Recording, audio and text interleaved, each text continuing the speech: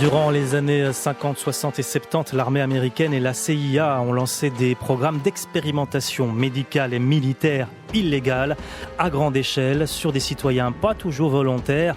Olivier Picgetti, réalisateur du documentaire Les cobayes de la CIA, diffusé sur la Une ce vendredi 13 à 22h25, répond aux questions de Nicolas Bogarts qui est avec moi là tout de suite. 13h30, 14h30, sur la première. Un jour dans l'histoire. Et alors même que les États-Unis étaient le fer de lance du procès à Nuremberg d'un semblable appareil expérimental nazi, il leur a fallu quelques années pour que son armée et ses services secrets, la CIA, donc, dans un contexte de guerre froide, se mettent à élaborer leur propre programme de tests à grande échelle avec des conséquences, Nicolas, aussi dramatiques que longtemps tenues secrètes. Oui, Laurent, projet Artichoke, Bluebird ou MK Ultra, ce sont les noms des principaux programmes qui impliquaient soumission psychique, manipulation mentale, lavage de cerveau, irradiation, administration de substances toxiques, figurez-vous, sur des cobayes recrutés parmi les militaires, mais également les déshérités de l'Amérique, les prisonniers, les malades et les orphelins. Le but de la manœuvre, peaufiner les techniques de guerre psychologique, de défense anti-atomique, d'interrogatoire et fabriquer ultimement une machine humaine prête à tuer. C'est un tableau noir donc de l'histoire de l'Amérique qui nous est raconté par Olivier Picgetti qui se base encore sur des témoignages et l'analyse de milliers de documents déclassifiés. Du début des années 1950 jusqu'au début des années 1970, le gouvernement fédéral, à travers l'armée de terre, de l'air, de la marine et de la CIA, a réalisé toute une batterie d'expérimentations. Ça impliquait de donner du LSD à des citoyens qui ne savaient pas qu'ils en prenaient, mettre des gens dans des chambres capitonnées sans aucun repère, des expériences sur l'hypnose, les irradiations, les armes biologiques et chimiques. La machine à broyer est en marche. La CIA et l'armée sont tellement aveuglées par leur objectif qu'elles iront jusqu'à propulser des bactéries cachées dans des ampoules électriques au cœur de New York, dans le métro, en 1966. La CIA a brûlé tous les documents. Pendant des années, Richard Helms, qui était vraiment le patron tout-puissant de la CIA, a monté tous ces programmes qui étaient des programmes qu'il avait un peu sous la main. Il ne prévenait pas d'ailleurs ses collaborateurs là-dessus. Et ces programmes sont devenus un peu son petit bébé, etc. Quand il a vu l'importance que ça a pris pendant toutes ces années et toutes les dérives qu'il y a pu y avoir, et ces commissions qui commençaient à s'accumuler en lui demandant des comptes, en lui demandant ce que c'était, parce qu'il y avait des témoignages de victimes qui s'accumulaient un peu partout, il a demandé à ses services de tout brûler. Tous les documents. Et l'un de ses employés, sollicité par une commission, a retrouvé par le plus grand des hasards un carton dans lequel il restait 20 000 documents. Ces 20 000 documents sont surtout des documents financiers, mais attestent qu'il y a eu 149 programmes dans 80 institutions très prestigieuses. Je parle de très grandes universités comme Berkeley et autres. Et ces documents attestaient que des programmes de mind control, donc de contrôle de l'être humain, avaient été développés pendant des années, etc. Par la suite, il y a eu d'autres documents qui sont restés ici et là, qui ont été déclassifiés à la demande des autorités américaines. Vous parlez de tests qui visent à contrôler les attitudes ou l'esprit humain. On parle aussi de tests physiques sur les radiations, par exemple. Absolument. Alors, il y avait les tests visaient à plusieurs buts. D'abord, c'était d'une part d'essayer de contrôler l'être humain pour, par exemple, faire avouer un suspect contre son gré, pour éventuellement soumettre quelqu'un contre son gré. Et surtout, il voulait aussi créer des personnes qui seraient capables d'aller tuer une autre personne contre leur gré. Donc c'est aller vraiment très très loin. Et d'autre part, du côté de l'armée, il cherchait l'arme parfaite. L'arme parfaite étant une drogue, par exemple, que l'on pulvérisait sur une ville. Et les gens deviendraient des sortes de moutons dans la ville. Et l'armée pourrait prendre position et surtout envahir la ville sans qu'il y ait de perte du côté américain. Donc c'était vraiment le but de ces expérimentations. Mais ils ont tout essayé. Ils ont essayé des drogues de tout type, des virus, le gaz sarin, l'agent orange et des agents encore plus important que ceci, plus dangereux que cela, ils les ont essayés partout, c'est-à-dire dans les prisons américaines, dans les universités, y compris dans le métro new-yorkais, dans les hôpitaux. Donc du coup, on allait chercher les uns et les autres, généralement des pauvres, des indigents, des noirs, tous ceux qui en fait auraient moins les moyens de pouvoir protester, et on les mettait dans des salles à part. Et on faisait des expérimentations à grande échelle sur ces personnes-là, et notamment dans les prisons. Et on a aussi pris, d'ailleurs, à l'armée, on voulait des volontaires qui sont devenus petit à petit des non-volontaires, c'est-à-dire qu'on leur promettait des permissions en plus, des congés, des soldes un peu plus importantes. Par exemple, on leur disait on va essayer des nouveaux masques à gaz. Dans ces masques à gaz, en fait, il y avait d'autres gaz, et donc on testait ces autres gaz sur ces personnes-là. Les images sont très impressionnantes parce que ils devenaient littéralement fous. Alors, il y a une jurisprudence historique par rapport aux tests à grande échelle sur l'être humain, hommes, femmes, enfants. C'est effectivement la Seconde Guerre mondiale et la machine de guerre nazie qui a réalisé beaucoup de tests sur les handicapés, sur les prisonniers, sur les juifs. Cette jurisprudence sur le procès de Nuremberg, justement, Exactement. qui a entre autres jugé les médecins responsables de ce vaste programme allemand nazi, qui a aussi débouché sur un code de déontologie qui interdit ces tests humains. Tout à fait. Donc, ces codes sont très précis et disent qu'il est interdit de faire une quelconque expérimentation sur un être humain à l'encontre de sa volonté. Donc, c'est vraiment le code international mais qui régit toute l'éthique, et notamment l'éthique que peuvent avoir certains États dans le domaine militaire ou dans le domaine de la recherche sur l'esprit humain ou les expérimentations des médicaments d'ailleurs aussi. C'est valable pour ça. Et en fait, ces codes, au même moment que l'encre séchait pratiquement, là, tout le monde avait signé ces codes-là, qui sont en plus, qui est à l'origine de ces codes? Ce sont les Américains. En même temps qu'ils signaient ces codes, qu'est-ce qu'ils faisaient dans leurs universités, dans leurs prisons et à l'étranger aussi, au Guatemala et ailleurs? Eh bien, ils testaient des gaz, ils testaient des médicaments, ils testaient des drogues à l'insu des populations et avec des dégâts phénoménaux.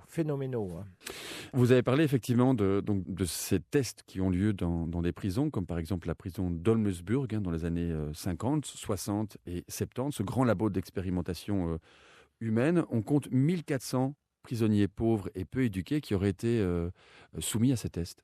Oui, alors il faut savoir que certains d'entre eux se retrouvaient dans des sortes de containers militaires qui avaient été introduits à l'intérieur de la prison. On testait sur ceux-ci les drogues les plus dures parce que ces hommes-là se cognaient contre les murs. Certains ont même réussi, pour vous dire, à tordre la paroi de ces containers, des parois en fer très dures, tellement leur force était décuplée par la douleur, par la folie, par la démence due à ces expérimentations. Les dégâts ont été vraiment effrayants.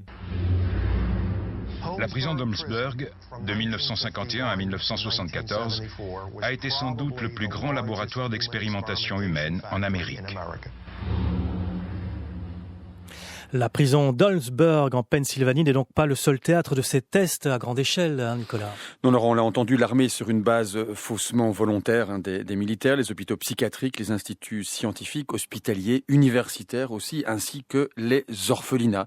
C'est assez spectaculaire. Olivier Pighetti a récolté le témoignage de Gina Blacksbald, qui était une orpheline d'ailleurs dans les années 60, qui a subi ces expériences effroyables. Et il récolte aussi les témoignages des premiers lanceurs d'alerte qui vont se manifester dans les années 70 pour dénoncer le programme MK Ultra, le programme principal de test donc de la CIA. MK Ultra, c'est un programme qui a secoué l'Amérique jusqu'à la présidence. The United States of America offers a sincere apology. Financé par la CIA, des médecins ou des scientifiques traquent les indigents, les noirs ou les déshérités. Ils les repèrent dans les prisons, les hôpitaux, les casernes ou même les orphelinats. Et ils tentent, à leur insu, d'en faire des robots humains. But de la manœuvre, effacer la mémoire, trouver un moyen de faire avouer un ennemi, fabriquer une machine humaine prête à tuer contre son gré. On leur disait, écoutez, on va tester du matériel militaire. Très souvent, c'était uniquement ça. C'était du matériel militaire. Alors, qui ne veut pas aller tester du matériel militaire contre une permission de 5 jours pour aller faire la fête à New York ou alors une promesse de sortir éventuellement quelques semaines plus tôt de l'armée. Moi, j'en ai rencontré de ces militaires-là et des années plus tard, ils ont encore des troubles du comportement consécutifs à ces expérimentations qu'ils ont eues il y a plus de 30 ans. Donc, il faut remettre les choses en position, c'est-à-dire que sous couvert de personnel en blouse blanche, qui se disait inspiré par une éthique militaire. Il s'agissait de trouver des armes non létales qui permettent justement d'instaurer la paix dans des endroits sans avoir à tirer un coup de feu. Derrière ça, en fait, c'était la destruction de l'être humain. Il y a aussi une personnalité importante qui a réalisé d'ailleurs l'expertise des médecins allemands à Nuremberg, un psychiatre, médecin psychiatre du nom de Ewen Cameron, qui a également joué un rôle dans ces programmes. Absolument. Alors, Ewen Cameron a fait l'expertise de Rudolf Hess et Ewen Cameron a été recruté par la CIA en 1957 et est devenu une sorte de savant fou. Il faut savoir qu'il était aussi président de la très puissante association de la psychiatrie mondiale, donc personne ne pouvait le contester. Et au Canada, sous couvert de la CIA, il a pris des cobayes un peu partout, qu'il a transformés en... Il les a pratiquement lobotomisés à coups de drogue, à coups d'électrochocs, à coups d'isolation dans des salles où on ne sentait même plus les matériaux qui étaient autour. Tout était noir. Les gens étaient laissés dans ces situations. On leur administrait régulièrement des drogues. Et en plus des drogues, on leur faisait des séries d'électrochocs. Elles sortaient de là. Elles ne savaient plus parler. Donc, elles avaient perdu le langage. Elles ne savaient plus comment survivre, c'est-à-dire que, excusez-moi, mais elles faisaient leurs besoins sur eux-mêmes et ils avaient des difficultés à se remémorer ce qui s'était passé pendant ces mois où ils avaient été à l'intérieur de ces cellules. Et les Canadiens sont allés assez loin parce qu'il y a eu un procès. Et Ewen Cameron n'a pas été condamné parce qu'il a fait ça sous couvert d'institutions d'État. Mais par contre, les victimes ont été indemnisées. Alors justement, dans les années 70, certains lanceurs d'alerte commencent à révéler publiquement ce qui se passe dans les couloirs de ces institutions, notamment à l'université de Cincinnati. Martha Stephens, qui est professeure de langue et littérature, dénonce ce qui se passe dans le département médical de son université, dont les membres projetteraient des radiations sur les malades dans le cadre d'un programme financé par l'armée. C'est intéressant parce que vous mettez ça au conditionnel, Oui. mais les médecins ont été condamnés pour ça. Donc le conditionnel a sauté. L'université médicale de Cincinnati a reconnu toutes les dérives et il y a même une plaque qui a été mise devant l'université avec le nom de toutes les victimes. Donc le conditionnel n'existe plus en l'occurrence. Par exemple, des femmes qui se présentaient avec, par exemple, un cancer du sein, qu'est-ce qu'on faisait? On lui disait, venez, on a un service qui s'occupe justement de ça et qui a développé des techniques assez poussées. Et en fait, on irradiait intégralement la personne, intégralement, à de très fortes doses. Et il y en a qui sont morts sous les 3 semaines qui suivaient. Et en fait, ces expérimentations visaient à être utilisées notamment pour les pilotes américains qui, au cas où ils se serviraient de la bombe atomique, peut-être on essayait de tester leur résistance à un certain degré d'irradiation. Vous avez raison de souligner le conditionnel, puisque l'université de Cincinnati a été condamnée à payer 5 millions de dollars de dommages et intérêts aux familles. Exactement. Quel retentissement ça a eu, cette information-là, sur le public ? Très décevante en fait, parce que d'abord ça s'est passé il y a longtemps et les Américains ont cette force en même temps et tendance à regarder devant plutôt que derrière. Ensuite, il y a eu des commissions, il y a eu des déclarations, il y a eu des excuses de la part des responsables de l'université, etc. Finalement, c'était qui ces gens? C'était en majorité des Noirs pauvres qui vivaient dans des quartiers un peu délabrés, etc. Tout le monde s'en fichait. On a pris beaucoup d'enfants orphelins ou de familles complètement décousues où les parents étaient dans une situation sociale peut-être un peu difficile. On s'est servi de ces enfants pour faire des expérimentations en disant aux familles, écoutez, votre enfant ne va pas bien. il a besoin d'une assistance psychiatrique assez longue, pendant plusieurs mois, et il est meilleur pour eux que vous ne veniez pas, que vous nous laissiez faire, etc., etc. C'est toujours la même chose. C'était des médecins. Il y avait même des commissions de médecins qui recevaient ses parents. Donc on est impressionné.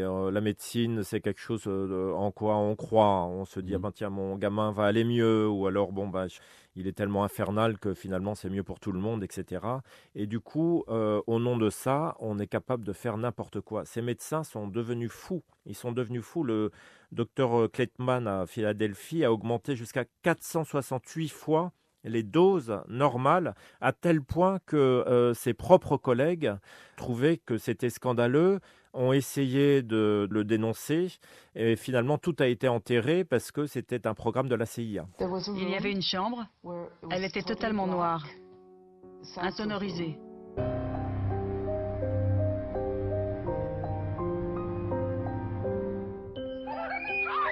C'était à la fin des années 50. Des années où l'on pense que les guerres sont finies et où l'on rêve d'un monde où les enfants sont voués à un quotidien sans violence. Gina Blasbalg est alors adolescente.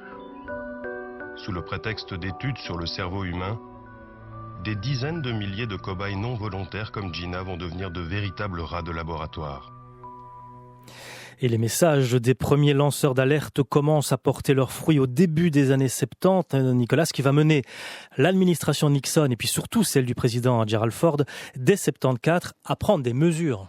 Oui, on est en plein contexte du scandale du Watergate, Laurent. L'opinion publique américaine commence à entrevoir l'ampleur de la pénétration de la CIA au sein de la société civile, ce qui va donner lieu à des commissions d'enquête retentissantes, mais, ainsi que l'explique Olivier Pighetti, suivi de fort peu d'effets. Il faudra attendre 1995 pour une reconnaissance officielle des faits par le président Bill Clinton.